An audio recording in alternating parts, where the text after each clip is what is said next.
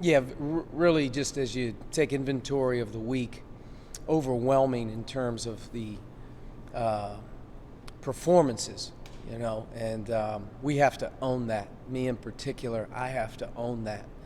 And I think so many times in a long year, you hit, a couple phases of the year where things just didn't go well. But the response is really, at this point in time, what's most important. We're 5 games into the conference season. We have another one up here on Wednesday that will be just as difficult. And I think the key for our group as we're navigating this is to not beat ourselves down and not be prepared to play on Wednesday. And there's not a lot of positives on the surface from last week. There are some things, obviously, I think that we can take, that we have to keep doing and try to continue to do better. But just in general, I think our group really struggled from an offensive perspective early in both games. I think it really hurt our defense. And I think defensively, both teams really clicked on all cylinders, picked on us in a number of different ways. And after we got into the hole that we were in, very difficult to climb out of in both environments against both teams. And the response, even in moving forward in the second half, was still tough on us. And, I think as a coaching staff, and me in particular, have to continue to really teach these guys, drill these guys, continue to get better, work towards the end result of progress, and continue to push forward the best we can, which there's no one changing the season, there's no one changing the game. And on Wednesday night, we better be ready to go.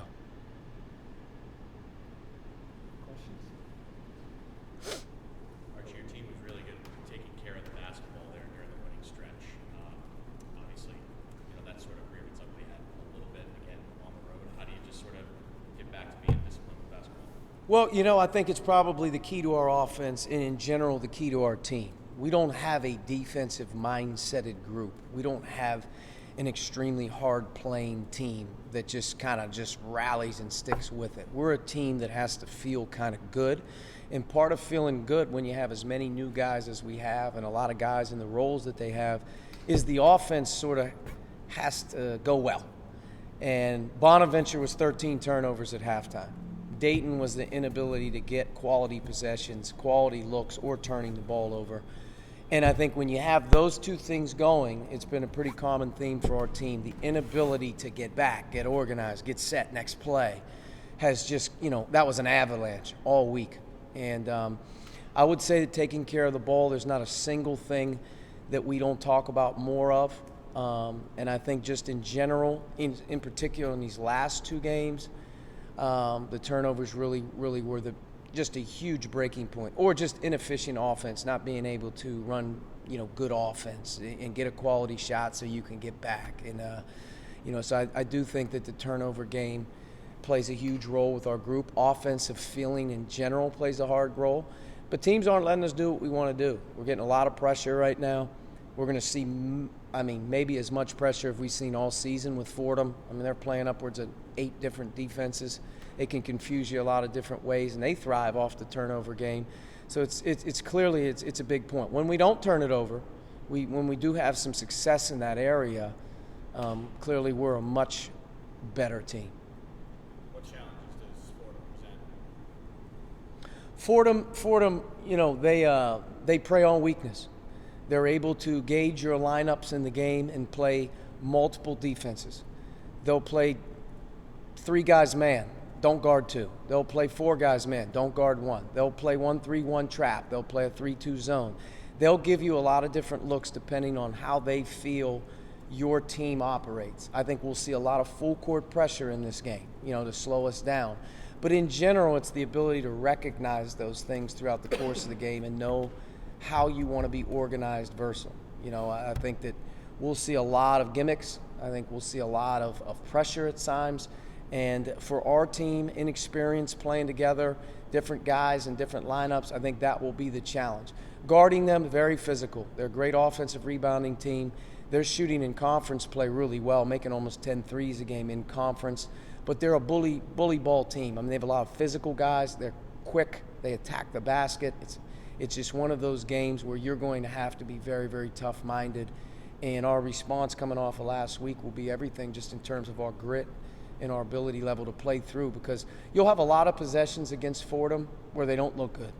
And it's not necessarily because of you, it's everybody they play against. They make it very difficult to play clean. So I think we're going to have to understand there's going to be some ugly possessions. There's going to be some broken plays. That can't stop us from our ability level on the other end of the floor. It's a huge game for rebounding on both ends of the floor. But just in general, Fordham's a difficult matchup because of how they choose to play you in different ways in the game, recognition-wise.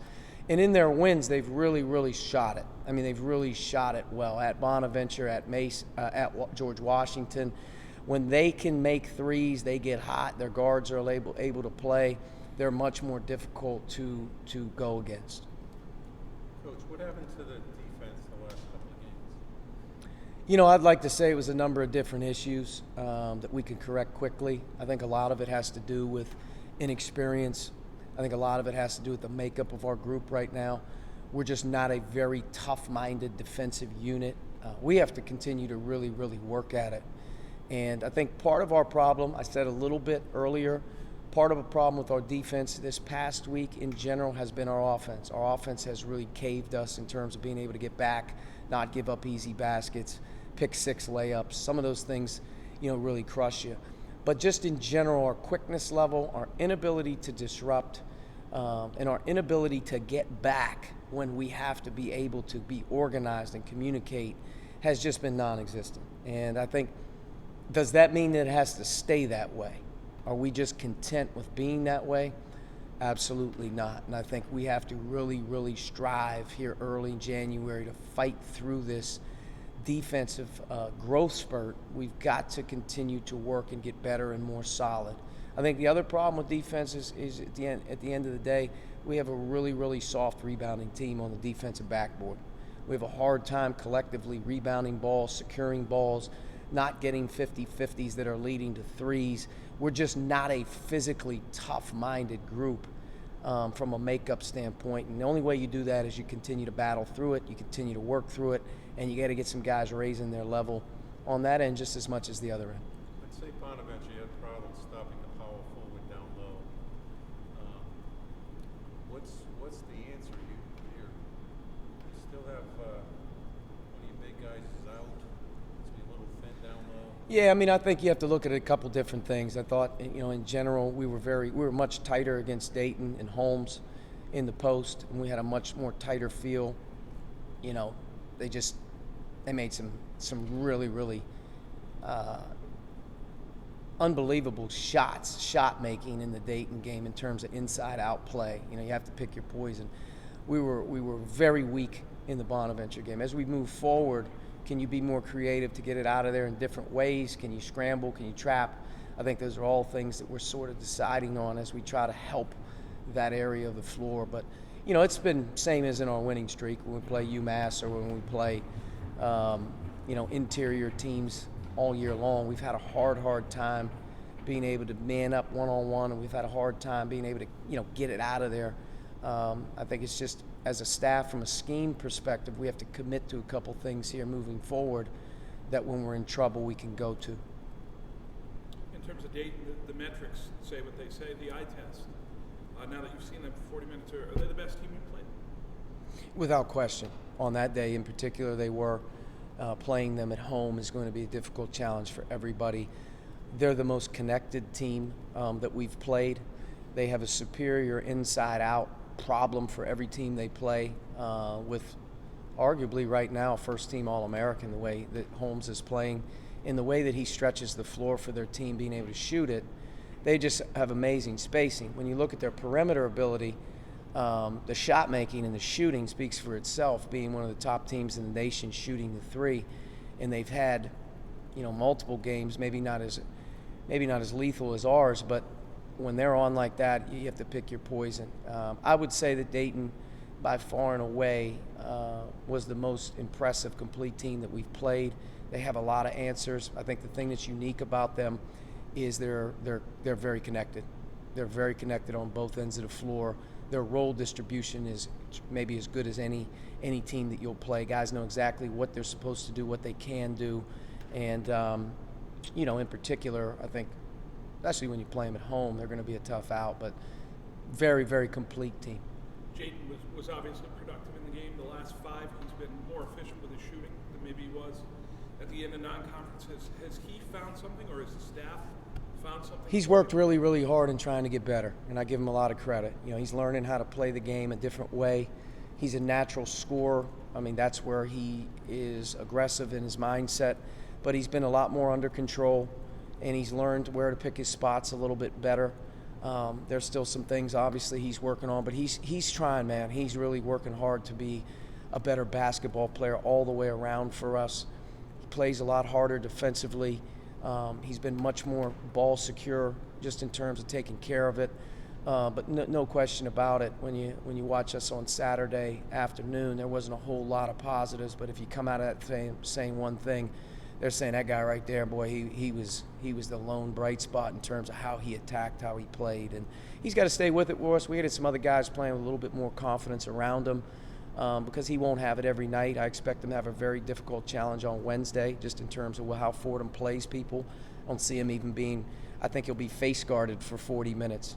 To be honest with you, but he's improving. It starts every day. He's really, really tried hard, and he's learning to do different things. You can even see on film some of the things that we've really emphasized with him to do a better job of, he's doing. So it's a credit to his work ethic. You talked about the spacing that Dayton had. They were really spread out at times. They had no one underneath, and when they got the ball down in low, there was no one else, because of the spacing, no one else around to double or to help. I would give Dayton credit. So I mean, you have a top 10 3-point shooting team in the country. You have multiple guys shooting over 40% from 3, and they have a low post player who isn't an anchor, who stands down there. He rolls. He's on the perimeter a lot. He faces up a lot, and you really see a 5-out look a lot of the times. And when teams are able to play you with that type of shooting and an interior presence, you're going to have to pick your poison in terms of, are you going to go get it out because it's going to come back out, or are you going to let him play one-on-one and try to limit the threes? We didn't do either. In our game. So I think that's where you're like, okay, if they're going to make them anyway, can you at least get it out of his hands? But Dayton's spacing and shooting allows them to really pick on whatever type of coverage you have. Do you think you'll see more of that, or other teams don't have the personnel they do? I think everybody has their own scheme. I can't say that every team in general is going to be able to duplicate what they do there. They're clearly a very unique unit in terms of how they're playing. Their numbers speak for themselves. Their winning streak and who they've played this season speaks for itself. There's a lot of teams that are going to have a lot of problems kind of matching up with them.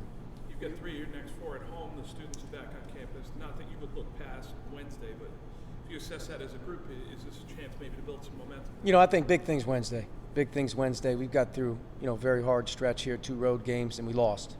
How you lost, or whether you lost close, or whether you lost in epic fashion, you lost 2 road games. And I think any team worth their salt in conference play finds a way to not lose more than 2 in a row. If you can stop the bleeding, that's a huge deal in terms of the conference standings long term, and also your team's ability to bounce back. Losing 2 in a row, it happens, but losing 1 more in a row starts the avalanche. You have to be able to stop the bleeding. So I think right now it's focused on Fordham.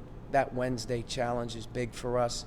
And I think early here, 5 games into conference, as you start to head to the midway point, you want to be, somewhere in the standings where you feel like you're still in reaching distance of a heck of a conference finish. You can't do that if you allow it to just continue to pummel you. And I think big thing for us is, doesn't matter who we have left or where we have them left. I think the big thing is it's about that next one. And I think anything further than that, we can't even cross our minds.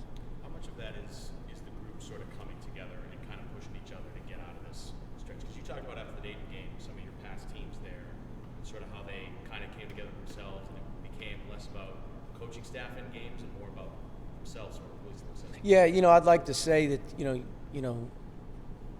the team can fix themselves sometimes. I think with our group, I don't necessarily know if they've ever been through it enough to know how to grab each other, how to claw each other through it. I think we have to stick with them through this as a staff. I think so many times in your coaching career, you want to drop the anvil when things aren't going well.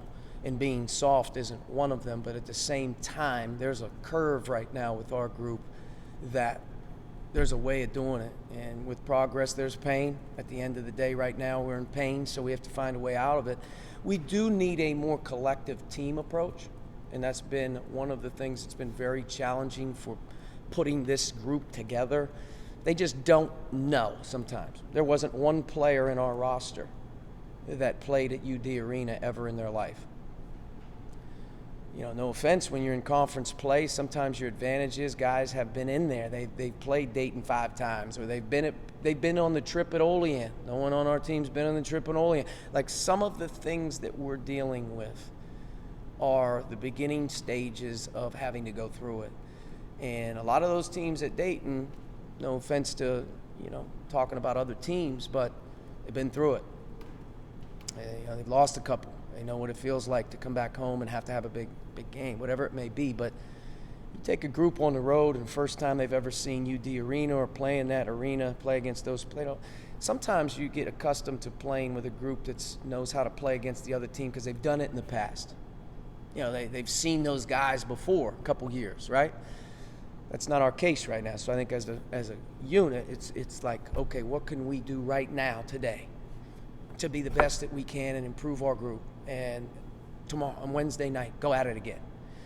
And you got to keep going through it and keep going through it until, at the end of the day, some of it is known. And I think we're still in a lot of unknowns. What's the mindset of the team? How are they doing after coming out of those games, looking at Wednesday?